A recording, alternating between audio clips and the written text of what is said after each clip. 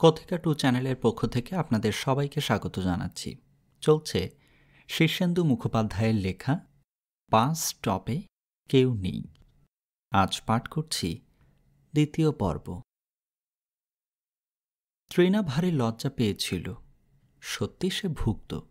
বলল, আহা, সে তো ছেলেবেলায়। তারপর তো আর তোমাকে দেখিনি। আমাকে চিনতে পারছো তো? পারছি। বলো তো কে? রাজেন জ্যাঠার ছেলে।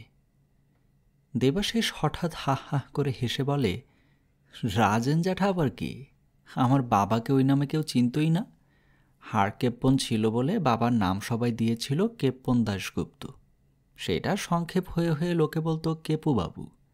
আমাদেরও ছেলেবেলায় কেউ কোনো বাড়ির ছেলে জিজ্ঞেস করলে বলতুম আমি কেপুবাবুর ছেলে। ত্রিনার সবটাই মনে আছে। যারা রোগে ভোগে তাদের স্মৃতিশক্তি প্রখর হয়। কেপুবাবুর ছেলে দেবাশিসকে সবাই চিনত ডানপিটে বলে। অমন হারামজাদা পাঁজির ছেলে বড় একটা দেখা যায় না। যত ছেলেবেলার কথা বলে উল্লেখ করেছিল, দেবাশিস তত ছেলে মানুষ তখন তারা ছিল না। তখন রোগে ভোগা ত্রিনার বয়স বছর 13, দেবাশিসের 19-20। পাড়ার সব মেয়েকেই চিঠি দিত দেবাশিস। একমাত্র রোগ জীর্ণ ত্রিনাকেই তেমন গুরুত্ব দেয়নি বলে চিঠি লেখেনি। বহুকাল পরে সেই উপেক্ষিত মেয়েটিকে পরিপূর্ণ ঘর সংসারের চালচিত্রের মধ্যে দেখে তার বিস্ময় আর শেষ হয় না। বলল, মেয়েদের মুখ আমার ভীষণ মনে থাকে, নইলে তোমাকে চেনবার কথা নয়। বেঁচে আছো তাই বিশ্বাস হতে চায় না। শচীনবাবুর ভাগ্যেই বোধহয় বেঁচে আছো। Marriages are made in heaven. তুমি বেঁচে না থাকলে শচীনবাবুকে আজও ব্যাচেলার থাকতে হতো। ঘটনাটা এরকম নিরীহভাবেই শুরু হয়েছিল। ইন্ডেক তাদের বাড়িটা ভেঙে মেরামত করছে, সাজিয়ে দিচ্ছে, ব্যালকনি বানাচ্ছে, জানলা বসাচ্ছে। এইসব তদারক করতে সপ্তাহ 1-8বার আসত দেবাশিস। ভারী ব্যস্ত ভাবসাব, চটপটে কেজো মানুষের মতো বিদ্যুৎ গতিতে এক জায়গা থেকে অন্য জায়গায় চলে যেত। গম্ভীর পদমর্যাদার সম্বন্ধে সচেতন দেবাশিস কোনো দিকে তাকাত না। দেখাশোনা শেষ করে কোনোদিন ত্রিনাকে ডেকে বলতো, চলি। কোনোদিন আবার দূরত্বসূচক হালকা গলায় বলতো, চা খাওয়াবে নাকি কাদম্বিনী? ও নামটা সে নিয়েছিল রবি ঠাকুরের জীবিত ও মৃত গল্প থেকে। কাদম্বিনী মরিয়া প্রমাণ করিল যে সে মরে নাই। একদিন লাইনটা উদ্ধৃত করে দেবাশিস বলেছিল, তুমি হচ্ছ সেই মানুষ, মরণী প্রমাণ করার জন্যই বেঁচে আছো। কিন্তু কি জানি, বিশ্বাস হতে চায় না। উল্টে ত্রিনা এলিয়টের লাইন বলেছে, I am Lazarus, come from the dead, come to tell you all, I shall tell you all. Sachin সবসময় বাড়ি থাকে না। ট্রেবা আর মনু বড়লোকের ছেলে মেয়ে যেমন হয়, তেমনি নিজেদের ব্যাপার নিয়ে ব্যস্ত থাকে। ত্রিনা সারা দিন একা। সে ক্যারাম খেলতে পারে, টেবিল টেনিস খেলতে পারে, একটু আধটু ছবি আঁকে, কবিতা লেখে। কিন্তু কোনোটাই তার সঙ্গী নয়। বরং কবিতার বই খুলে বসলে একরকম দূরের অবগাহন হয় তার। দেবাশিস নামকরা আর্টিস্ট, 2 ফ্লপ ছবির পরিচালক, বাংলাদেশে বুদ্ধিজীবী মহলে তার গভীর যোগাযোগ। ত্রিনা সেইটাই অবাক লাগত। ওই ফাজিল মেয়েবাজ এছড়ে পাকা ছেলেটির মধ্যে এসব এলো থেকে। কখনো চা বা কফি খেতে বসে দেবাশিস বলতো, ত্রিনা, তোমার সত্যি কিছু বলার আছে? ত্রিনা অবাক হয়ে বলেছে, কি বলার থাকবে? ওই যে বলো, I shall tell you all. যা, ও তো কোটেশন। মানুষ যখন কিছু উদ্ধৃত করে তখন তার সাবকনশাসে একটা উদ্দেশ্য থাকে। আমার কিছু নেই। দেবাশিস গম্ভীর হয়ে কি যেন ভাবত। রেখার জন্মদিনে সেবার দেবাশিসকে সস্ত্রীক নেমন্তন্ন করেছিল ত্রিনা। দেবাশিসের বউ এলো তার সঙ্গে, মানানসই বউ, ভালো গড়ন, লম্বাটে চেহারা, রং কালো, মুখশ্রী খারাপ নয়। কিন্তু সারাক্ষণ কেবল টাকা আর গয়না আর গাড়ি আর বাড়ির গল্প করল। বুদ্ধি কম, নইলে বোঝা উচিত ছিল যে বাড়িতে বসে বড়লোকই গল্প করছে সেই বাড়ি তাদের 100 গুণ ধনী। হঠাৎ যারা বড়লোক হয় তারা টাকা দিয়ে কি করবে বুঝতে পারে না। হাঘরের মতো বাজার ঘুরে রাজ্যের জিনিস কিনে ঘরে জঙ্গল বানায়। বনেদি বড়লোকেরা ওরকমভাবে টাকা ছিটোয় না, গরম দেখায় না। দেবাশিসের বউ চন্দনা টাকায় অন্ধ হয়ে চোখের সামনে নিজেকে ছাড়া আর কাউকে দেখতে পাচ্ছিল না। মুখে বেড়ালের মতো একটা আহ্লাদী ভাব, চোখে সম্মোহন, বারবার স্বামীকে ধমক দিচ্ছিল। অনেক অতিথি ছিল বাড়িতে, ওদের সঙ্গে বেশিক্ষণ সময় কাটাতে পারেনি তৃণা। অল্প যেটুকু সময় কাটিয়েছিল তাতেই তার বড় লজ্জা করেছিল। দেবাশিসের বউ বস্তুজগৎ ছাড়া আর নিজের সুখ দুঃখ ছাড়া কোনো খবর রাখে না। এসব বছর 2 আগেকার ঘটনা। বাড়ি রেনোভেট করা সদ্য শেষ হয়েছে তখন। নতুন হয়ে ওঠা বাড়ি ঝলমল করছে। তৃণা নিজের ঘরটা বেশি সাজায়নি। বেশি সাজানো ঘর তার পছন্দ নয়। তাতে তার মনের ধূসরতা নষ্ট হয়ে যায়। একটু সাদাসিধে নরম রং আর আলো হওয়ার ঘরই তার ভালো লাগে। ভালো লাগে বিষণ্ণতা, একা থাকা, কবিতা। দেবাশিস বলেছিল, তৃণা, ইন্ডেক তোমার জন্য কিছু করতে পারল না, একটা ব্যালকনি ছাড়া। আমার জন্য ইন্ডেকের কিছু করার নেই যে, আমি ডেকোরেশন ভালোবাসি না। জানি, তুমি ক্লায়েন্ট হিসাবে যাচ্ছে তাই। তৃণা হেসেছিল একটু। বিপজ্জনক দেবাশিস দাশগুপ্ত বলল, কিন্তু মেয়ে হিসেবে ইউনিক। ঠিক বয়সটিতে ঠিক সময়ে তোমার সঙ্গে দেখা হলে বড় ভালো হতো। তৃণা ভয় পেয়ে বলে, ইস। দুঃখের মুখ করে দেবাশিস বলে, আমার বউকে তো দেখেছ? দেখলাম। কেমন? সুন্দর। সুন্দর কিনা কে জিজ্ঞেস করেছে? তবে স্বভাবের কথা বলছি। বাহ, তা কি করে বলবো, একবার তো মোটে দেখেছি, বেশি কথাবার্তাও হয়নি, তবে স্বভাব খারাপ নয় তো। ও টাকা আর স্ট্যাটাস ছাড়া কিছুই বোঝে না, কোনো অনুভূতি নেই। তাতে কি, সব মেয়েই ওরকম। তুমি তো নও। তৃণা বিষণ্ণ হয়ে বলেছে, আমার কথা ছেড়ে দাও। বহুদিন রোগে ভুগে ভুগে আমি একটু অ্যাবনর্মাল। আমি যে বেশি ভাবি, বেশি চুপ করে অন্যমনস্ক থাকি, কবিতা লিখি, এসব আমার অস্বাভাবিক মন থেকে তৈরি হয়েছে। এবারের কেউ আমাকে তাই পছন্দ করে না। ছেলেমেয়েরা পর্যন্ত ইন্টেলেকচুয়াল মা বলে খ্যাপায়। হবে। শোনো, নিজের বউয়ের নিন্দে বাইরে করো না, ওটা রুচির পরিচয় নয়। যেমনটি পেয়েছো তেমনটির সঙ্গেই মানিয়ে চলো। তুমি বড় ছটফটে চঞ্চল, বহু মেয়েকে চিঠি দিতে। অত মন তুলে নাও কি করে? তোমার যাকে তাকে হুট করে ভালো লাগে, আবার হুট করে অপছন্দ হয়ে যায়। মনটা কোথাও একটু স্থির না করলে সারা জীবন ছুটে বেড়াতে হবে। দেবাশিস মৃদুস্বরে হেসে বলে, তুমি এত কথা জানলে কি করে? আমি তো এখনও তেমন করে বউয়ের নিন্দে তোমার কাছে করিইনি। কি একটা কি বলতে শুরু করেছিলাম, তুমি আগ বাড়িয়ে এক কারে কথা বললে। ভারী লজ্জা পেয়ে গেল তৃণা। আসলে তার মন বড় বেশি কল্পনাপ্রবণ। একটু কিছু ঘটলেই তার পিছনে একটা বিশাল কার্যকারণ ভেবে নেয়া তার স্বভাব। একবার আলমারি আর বাক্সের এক থোকা চাবি হারিয়ে ফেলেছিল সে। তার আগের দিন বাড়ির একটা দক্ষ চাকর বিদায় হয়েছে। চাবিটা চেনা জায়গায় খুঁজে না পেয়েই তৃণা ভাবতে বসল, এর নিশ্চয়ই সেই চাকরটার কাজ। জিনিসপত্র কিছু হাতাতে না পেরে চাবিটা নিয়ে পালিয়েছে। এরপর গায়ের লোক জুটিয়ে একদিন ফাঁক বুঝে হাজির হবে। তৃণাকে মেরে রেখে ডাকাতি করে নিয়ে যাবে। কাল্পনিক ব্যাপারটাকে এতদূর গুরুত্ব দিয়ে সে প্রচার করেছিল যে শচীন বাধ্য হয়ে থানা পুলিশ করে। চাকরটার গায়ে পর্যন্ত পুলিশকে সজাগ করা হয়। কিন্তু 3 দিনের মাথায় বাথরুমের সাবানের খোপে চাবিটা তৃণাই খুঁজে পায়। তার মন ওইরকমই। দেবাশিসকে সে প্রায় অকারণে বউয়ের ব্যাপারে দায়ী করেছে। দেবাশিস তার প্রেমে পড়ে গেছে গোছের চাপা একটা আশঙ্কা প্রকাশ করে ফেলেছে। লজ্জা পেয়ে সে বলে, আমার কেমন যেন মনে হয় তোমাকে। সাধারণ জীবনে তুমি খুশি নও। দেবাশিস শ্বাস ফেলে বলেছে, তা ঠিকই, তবে খুব ভয়ের কিছু নেই। যাই বলুক, ব্যাপারটা অত নিরাপদ ছিল না। এটা বোঝা যেতই দেবাশিস তার বউকে ভালোবাসে না। অন্যদিকে তৃণাকে ভালোবাসে না শচীন, কিংবা তৃণার কল্পনাপ্রবণ মন যেন সেইটাই ভেবে নেয়। মিথ্যে নয় যে তৃণার একথা ভাবতে ভালোই লাগতো যে শচীন তাকে ভালোবাসে না। রেবা ভালোবাসে না, মনু ভালোবাসে না, সংসারে কেউ তাকে ভালোবাসে না। সে একা, সে বড় দুঃখী। তার এই দুঃখের কোনো ভিত্তি থাক বা না থাক, একথা ভাবতে তার ভালো লাগতো।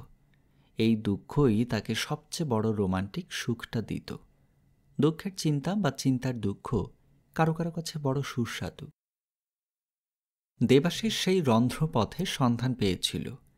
এবারের অনেক কাটা ভাঙা দুর্বল স্থান সে যেমন খুঁজে বের করে মেরামত করে ঢেকে সাজিয়ে দিয়ে গেছে, তেমনি তৃণার সঠিক দুর্বলতাটুকু জেনে নিল সে অনায়াসে, কিন্তু সারিয়ে দিয়ে গেল না, বাড়িয়ে দিয়ে গেল।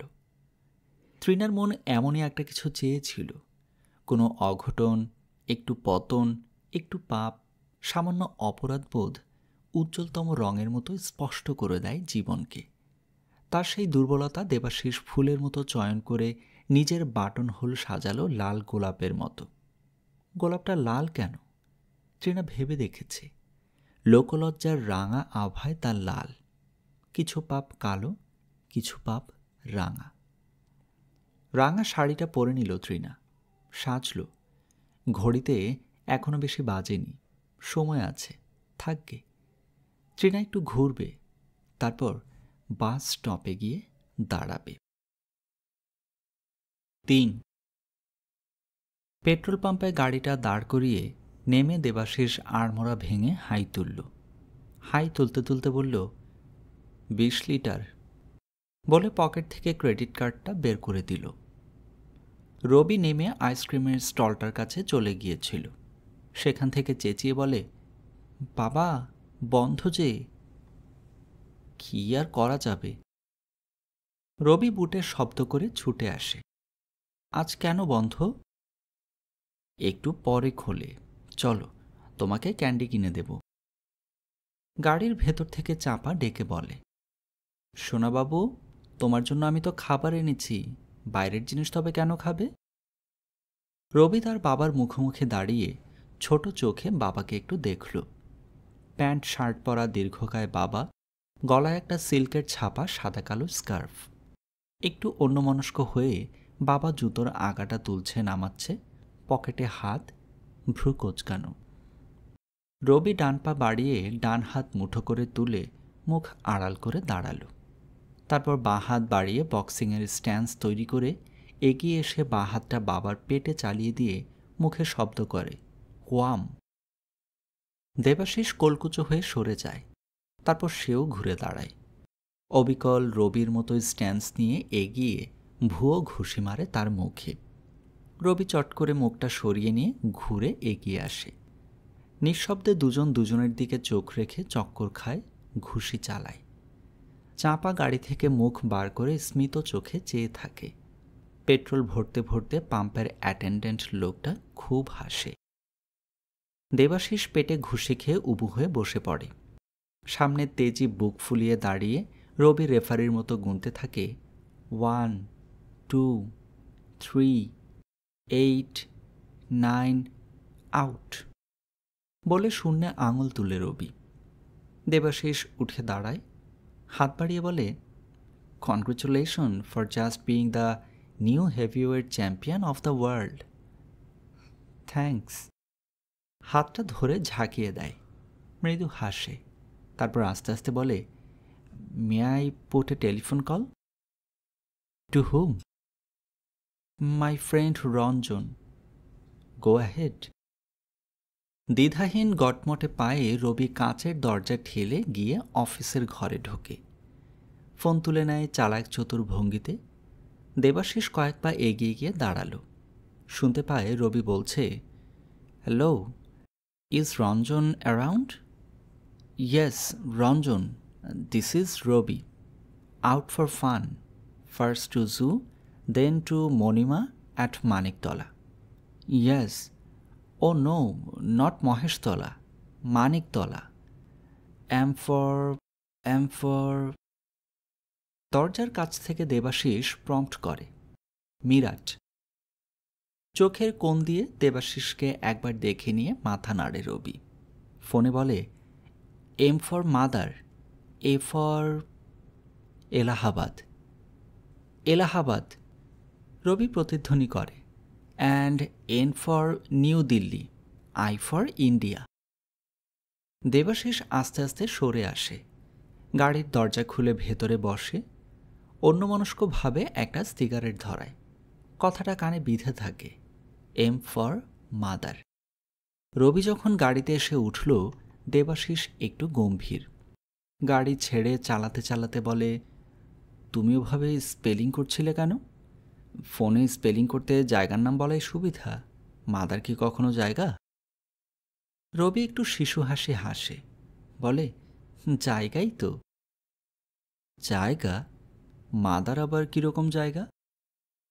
যেমন মাদারল্যান্ড। দেবাশিস হাসে, তারপর শ্বাস ছেড়ে বলে, কিন্তু তুমি তো শুধু মাদার বললে, ল্যান্ড তো বলনি। লজ্জায় দুহাতে চোখ ঢেকে একটু হাসে রবি, বলে, ভুল হয়েছিল। গভীর একটা শ্বাস ফেলে দেবাশিস।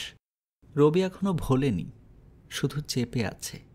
ওর ভেতরে হয়তো শুধু কষ্ট হয় মায়ের জন্য, কে জানে। রবি সিটের উপর হাঁটু মুড়ে বসেছে, মুখে আঙুল দুলছে সিটের উপর। চাপা সতর্ক গলায় বলে, পড়ে যাবে সোনাবাবু। তোমার কেবল ভয়, বলে রবি ইচ্ছামতো দোল খায়। বলে, বাবা, আমি পিছনের সিটে বসবো, দিদির কাছে। যাও, দেবাশিস অন্যমনস্কভাবে বলে। চাপা হাত বাড়িয়ে সিটের উপর দিয়ে পিছনে টেনে নেয় রবিকে। সারাক্ষণ এরকমই করে রবি, একবার পেছনে যায়, একবার সামনে আসে। দুষ্টু হয়েছে খুব। দেবাশিস ওকে বকে না, মায়া হয়। ওর কি বড় মায়ের কথা মনে পড়ে। দেবাশিস চন্দনাকে পছন্দ করে বিয়ে করেছিল। একটা সময় অনেক মেয়ের সঙ্গে ভাব ছিল তার, কাকে বিয়ে করবে তার কিছুই ঠিক ছিল না। চন্দনা ছিল সেসব মেয়েদের মধ্যে সবচেয়ে দুঃসাহসী আর কৌশলী। কুমারী অবস্থায় সে গর্ভে দেবাশিসের সন্তান নেয়। সেই অবস্থায় তাকে ফেলতে পারার সাধ্য দেবাশিসের হয়নি। চন্দনা সন্তান নষ্ট করতে দেয়নি, বলেছে, তুমি যদি বিয়ে না করো না করবে, ও আসুক কুমারী মায়ের কোলে। সেটাই ছিল ওর কৌশল। দেবাশিস 2 মাসের গর্ভবতী চন্দনাকে বিয়ে করে আনল। যথাসময়ে রবি হল। ওর 4 বছর বয়স পর্যন্ত বেঁচে ছিল চন্দনা। বড় রাগী ছিল, ভেবে চিনতে কিছু করত না। তৃণার সঙ্গে দেবাশিসের সম্পর্কটা তখনও তৈরি হয়নি। তৃণা মাঝে মধ্যে তাকে ডাকত ছবি আঁকার সুলভ সন্ধান জানতে। ওটা তখন তার বাই। জলরঙা ছবি আঁকতে গিয়ে তুলির জ্যাবড়া দাগ আর অসহিষ্ণু টান দিয়ে হয়রান হতো। দেবাশিস তাকে তুলি চালাতে শিখিয়েছিল। 2টো রঙের মাঝখানে কিভাবে একটা রঙের সঙ্গে আরেকটাকে মেলাতে হয় তার কৌশল অভ্যাস করাতো। কিন্তু তাতে সময় নিত বড্ড বেশি। ব্যস্ত দেবাশিস তার অর্থকরী সময়টা যে নষ্ট করছে তা খেয়াল করত না। বড় ভালো লাগত। তৃণা দেখতে খুব সুন্দর তা তো নয়, উপরন্তু বিবাহিতা, 2টি বড় বড় সন্তানের মা। এমন মেয়ের প্রতি আকর্ষণ বোধ বড় অদ্ভুত দেবাশিসের পক্ষে। সে তো মেয়ে কিছু কম দেখেনি। তৃণার প্রতি এই দুর্বলতার তবে কারণ কি? কারণ একটাই, কৈশোরকাল। সেই বয়সটায় যাবতীয় স্মৃতি বড় মারাত্মক। তৃণার মধ্যে আর কিছু না থাক, ছিল সেই স্মৃতির সৌরভ তাকে ঘিরে। রোগা দুঃখী সেই কিশোরী মেয়েটাকে সে কবে ভুলে গিয়েছিল। দুরন্ত সময় তাকে নতুন করে ফিরিয়ে এনেছে তার কাছে। আরেকটা কারণ, চন্দনা নিজে। তৃণার সুখের ঘর কেন ভাঙতে যাবে দেবাশিস? সে ভালো লোক ছিল না কোনো দিনই, তবু তার তো রুচি ছিল। সুযোগ পেলে সে যে কোনো মেয়েকেই উপভোগ করে, সন্দেহ নেই। কিন্তু পাগল হয় না তো কারোর জন্য। আর তৃণা পাগল করা মেয়েও নয়। যদিও তৃণার বয়স গড়িয়ে যায়নি, তবু তো ছেলে মেয়ের মা, গিন্নি বাননি। এখন কি আর চোখের রং ছুঁড়ে দেয়ালা করে কেউ? ছবি আঁকার ছলে তারা পরস্পরের দীর্ঘশ্বাস শুনেছিল। একজনের ছিল শচীন, অন্যজনের ছিল চন্দনা। তবু এও ঠিক, পৃথিবীতে কেউ কারো নয়। দেবাশিস একটা জীবন যদি মেয়েবাজি না করত, তবে তার চরিত্রে রাশ টানার অভ্যাস হতো। কিংবা যদি চন্দনা হতো মনের মতো বউ, তবে রাশ টানতে পারত চন্দনাই। তা হলো না। চন্দনা তাকে ঘরে টিকতে দিত না। কেবলই বলতো, কোথায় ছবি আঁকা হচ্ছে সব আমি জানি, তুমি মরো। তখন সুন্দর ফ্ল্যাটটায় বাস করে তারা। লিফটে ওঠে নামে, গ্যারেজে গাড়ি। রবি তখন অজস্র কথা বলে। সংসারটা তখন সবে জমে উঠেছে। একদিন ছুটির সকালে চন্দনা দেরি করে ঘুম থেকে উঠল। রবি ঘুমন্ত মাকে জ্বালাচ্ছিল খুব। উঠেই ঘা কতক দিল রবির পিঠে। যখন মারত তখন বড় নির্মমভাবে মারত, মায়া করত না। আবার একটু পরেই হামলে আদর করত। চন্দনার মাথায় একটু ছিট তো ছিলই। সেদিন সকাল থেকেই চন্দনা বিগড়ে গেল। দেবাশিস রোজকার মতো বসেছিল তার বাইরের ঘরে। সামনে খোলা স্টেটসম্যান, টুলের উপর পা রাখা, পায়ের পাশে কফির কাপ। চন্দনা এসে স্টেটসম্যানটা কেড়ে নিল হাত থেকে। বলল, কি ভেবেছ তুমি? কি ভাবব? ক্লান্ত দেবাশিস জবাব দেয়, কত লোক অন্যায় করে ধরা পড়ে, তুমি কেন পড়ো না? দেবাশিসের মনে পড়ে সে সিগারেটের প্যাকেট আর দেয়াশলাইটা হাত বাড়িয়ে নিয়েছিল। মনে মনে প্রার্থনা করেছিল, হে ঈশ্বর, চন্দনা কেন বেঁচে আছে? মুখে বলেছিল, চুপ করো। চন্দনা চুপ করল না, অসম্ভব রেগে গেল। উল্টোপাল্টা বকতে লাগলো দেবাশিসকে, গালাগাল দিল অজস্র। অবশেষে কাঁদল এবং কাঁদতে কাঁদতেই অসংলগ্ন বকতে লাগলো একা। তুমি আমার বাবাকে ঠকিয়েছ, আমার ছেলেকে ঠকিয়েছ, তুমি আমাকে লুকিয়ে টাকা জমাও। এসব কথা বাস্তব সত্য নয়, কোনো মানেও হয় না। ডাক্তার ডাকা হলো। ডাক্তার মত দিল, অজস্র মাথা ধরার বড়ি, ঘুমের পিল, তার উপর নিজের নির্ধারিত অসুখের জন্য নিজস্ব প্রেসক্রিপশনে খাওয়া ওষুধ, দুশ্চিন্তা, উদ্বেগ সব মিলেমিশে একটা নার্ভাস ব্রেকডাউন হয়েছে। সেই মানসিক ভারসাম্যহীনতা আর স্নায়ুর বিকার থেকে কোনো দিন সুস্থ হতে পারেনি চন্দনা। একদিন মরল, 7 তলা থেকে সোজা লাফিয়ে পড়ল। তখন খুব ভোর। দেবাশিস আর রবি তখনও ওঠেনি। দেবাশিস অবশ্য ছাড়া পেয়ে গেল কোর্ট থেকে, কিন্তু বেঁচে চন্দনা যতটা না ছিল, মরে তার চেয়ে ঢের বেশি ফিরে এলো জীবনে। তাকে ভুলতেই তখন তৃণার পিপাসায় ইচ্ছে করে খুঁচিয়ে তোলে দেবাশিস। যা অবৈধ, তার মতো মাদক আর কি আছে? বাবা, রবি ডাকে। দেবাশিস অন্যমনস্ক উত্তর দেয়, চিড়িয়াখানায় আমরা কেন যাচ্ছি? যাবে না? অনেকবার গেছি তো, ভালো লাগেনি। বিস্মিত দেবাশিস প্রশ্ন করে, তবে কোথায় যাবে? রবি লজ্জার সঙ্গে বলে, বেড়াতে ইচ্ছে করছে না। তবে মণিমার কাছে চলো। ও। দেবাশিস গাড়ি থামিয়ে একটু হাসে, তারপর মাথাটা ঝাঁকিয়ে বলে, ঠিকই তো, সব ছুটির দিনে চিড়িয়াখানা কি আর ভালো লাগে? ফিরে যাই, চলো। দেবাশিস মাথা নেড়ে বলে, পার্ক স্ট্রিটের কোন রেস্টুরেন্টে কি যেন খাবে বলেছিলে, খাবে না? রবি তার চালাক হাসিটা হেসে বলে, পিপিং। দেবাশিস বুঝদারের মতো মাথা নেড়ে বলে, যাবে না? যাব। বুড়োদা, নিনকু, পল্টু, থাপি, ঝুমু আর নানির জন্য নিয়ে যাব। ওদের বলেছিলাম এই রবিবারে পিপিংয়ের খাবার খাওয়াবো। হ্যাঁ হ্যাঁ। রবি হাসে। স্নিগ্ধ চোখে তার দিকে চেয়ে থাকে দেবাশিস। গাড়ি ঘুরিয়ে নেয়। বাবা। মণিমা আমাকে খুব ভালোবাসে। জানি তো। বুড়োদা, নিনকু, পল্টু সবাই। তাই নাকি? হ্যাঁ, খুব ভালোবাসে, গেলে ছাড়তেই চায় না, বলে তুই আমাদের কাছে থাক। ও, আমি কেন ওদের কাছে থাকি না বাবা?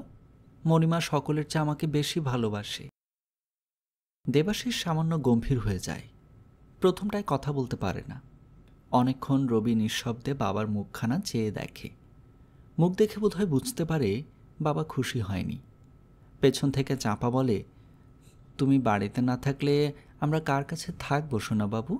বাবার যে তোমাকে ছাড়া ভীষণ মন খারাপ হয়। অল্প কদিন থাকবো, উত্তর দেয় রবি। তারপর চলে আসবে? চাঁপা প্রশ্ন করে। হ্যাঁ, আমিও তো বাবাকে ছেড়ে থাকতে পারি না। ময়দানের ভেতর দিয়ে গাড়ি উড়িয়ে দেয় দেবাশিস। M for mother. কথাটা ভুলতে পারে না সে। তার ফ্ল্যাট বাড়িতে চন্দনার কোনো ফটো নেই। ইচ্ছে করেই চন্দনার সব ফটো সে তার লকারে চাবি দিয়ে রেখেছে, যাতে রবির চোখে না পড়ে। এই বয়সে মাতৃহীনের মায়ের কথা বেশি মনে পড়া বড় কষ্টকর। চন্দনার শাড়ি, পোশাক, রূপটানের সব জিনিসপত্র, তার হাতের কাগজ কিংবা যত চিহ্ন ছিল সবই সরিয়ে দিয়েছে দেবাশিস। শাড়িগুলো বিলিয়ে দিয়েছে একে ওকে। মানিকতলায় বোন ফুলিকে কয়েকটা দামি শাড়ি দিয়েছে। ও নিতে চায়নি, তবু জোর করে দিয়েছিল দেবাশিস। পরে থেকে নষ্ট হবে, তুই পর। একদিন মনের ভুলে ফুলি একটা জয়পুরি ছাপলা সিল্কের শাড়ি পরেছিল রবির সামনে। রবি হাঁ করে কিছুক্ষণ দেখল শাড়িটা।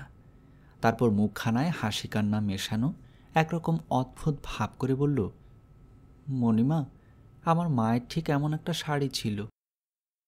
শিশুদের মনের খবর রাখা খুবই শক্ত। ওদের স্মৃতি কত দূরগামী, কত ছবির মতো স্পষ্ট ও নিখুঁত তা বুঝতে পেরে একরকম অদ্ভুত যন্ত্রণা পেয়েছিল দেবাশিস।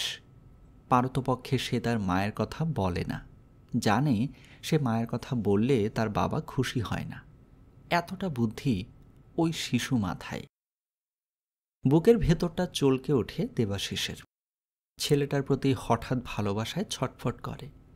পার্ক স্ট্রিটের একটা বড় রেস্টুরেন্টে বসে মেনুটা রবির দিকে এগিয়ে দিয়ে বলে, তোমার যা ইচ্ছে অর্ডার দাও, যা খুশি, বলে ছেলেটার দিকে চেয়ে থাকে। রবি অবাক হয়ে বাবার দিকে চায়। মিটমিটে চোখে বাবার মুখখানা দেখে বলে, আমার তো খিদে নেই। দেবাশিস হতাশ হয়ে বলে, সে কি? রবি মাথা নেড়ে বলে, দিদি সকালে কত খাইয়েছে। বলতে বলতে গেঞ্জিটা উপর দিকে তুলে পেটটা দেখিয়ে বলে, পেট দেখো কেমন ভর্তি। দিনের মধ্যে 100 বার রবির গায়ে হাত দিয়ে দেখত চন্দনা টেম্পারেচার আছে কিনা। রবির গায়ে হাত দিয়ে আবার নিজের গা দেখত। কখনো বা দেবাশিসকে ডেকে বলতো, দেখি তোমার গায়ে রবির চেয়ে ঠান্ডা না গরম।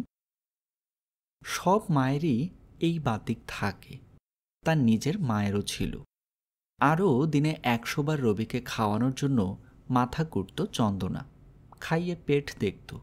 খেতে না চাইলে অনুনয় বিনয় খোসামদ, তারপর কিলচর কষাত। বলতো, না খেয়ে একদিন শেষ হয়ে যাবি, আমি মরলে কেউ তোর খাবার নিয়ে ভাববে ভেবেছিস? খাওয়ার ব্যাপারটা হলেই ছোট্ট রবি মাকে পেট দেখাত। গেঞ্জিটা নামিয়ে করুণ চোখে রবি বলে, খাবো না বাবা।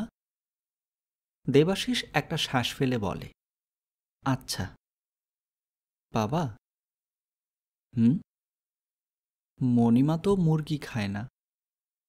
দেবাশিস খেয়াল করল, বলল, তাই তো, কিন্তু অর্ডার দিয়ে দিলাম যে। মণিমার জন্য কি নেবে তুমি বলো? সন্দেশ আর দই। হ্যাঁ বাবা। আচ্ছা। রবি খুশি হয়ে হাসল। দেবাশিস রবির কথা শুনে। রবি যা চায় তাই দেয়, রবির যা ইচ্ছা তাই হয়। চন্দনার সময় তা হতো না। রবি কিছু বায়না করলেই খেপে যেত চন্দনা, বকত, মারত। তবু সারা দিন চন্দনার পায়ে পায়ে ঘুরত রবি। বকা খেত, মার সহ্য করত, তবু আটালির মতো লেগেও থাকত। ওই রাগী আহম্মক মেয়েটার মধ্যে আকর্ষণীয় বস্তু কি ছিল ভেবেই পায় না দেবাশিস। যে অবস্থায় চন্দনার বিয়ে হয়েছিল তাতে তার বাপের বাড়ির দিকের কেউ খুশি হয়নি। চন্দনার বাবা তাকে প্রচুর মারধর করে বেঁধে রেখেছিলেন। মা কাঁদতে কাঁদতে হিস্টেরিয়ায় আক্রান্ত হন। সেই গোলমাল হাঙ্গামার ভেতর থেকে চন্দনাকে খুব শালীনতার সঙ্গে বিয়ে করে নিয়ে আসা সম্ভব ছিল না। দেবাশিস কয়েকজন বন্ধুবান্ধব নিয়ে একদিন ওদের বাড়ি চড়াও হয়। পাড়ার ছেলেদের আগে থাকতেই মোটা পুজোর চাঁদা দেয়া ছিল। দেবাশিস চন্দনার বাবাকে শাসিয়ে এলো, ফের ওর গায়ে হাত তুলবেন তো মুশকিল আছে। চন্দনার বাবা ভয় পেয়ে গেলেন। আজকাল ভদ্রলোক মানেই বেভুয়া।